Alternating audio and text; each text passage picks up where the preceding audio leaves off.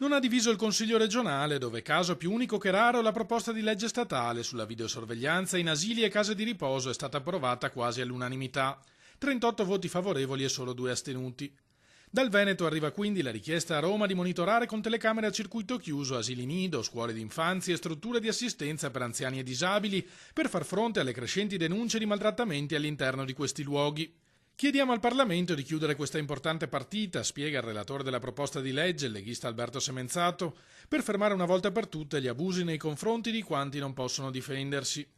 Una necessità avvertita anche dai cittadini che, sia pur con qualche inevitabile distinguo, si schierano in massa a favore del provvedimento. È giustissimo fare così, ho anche 2 figli piccoli e parlavamo proprio adesso a pranzo di questa situazione con i ragazzi. Siamo favorevolissimi alle telecamere. Dovrebbe essere proprio una cosa fatta anche in velocità. Certo, visto se i problemi che ci sono stati e le notizie che sono arrivate, potrebbe avere un senso. Se usato correttamente va bene, se dopo viene fatto soltanto per fare numeri da circo, anche no. Per tutelare i bambini credo vada bene. Perché i bambini dovrebbero andare salvaguardati, insomma, in tutte le sue maniere possibili.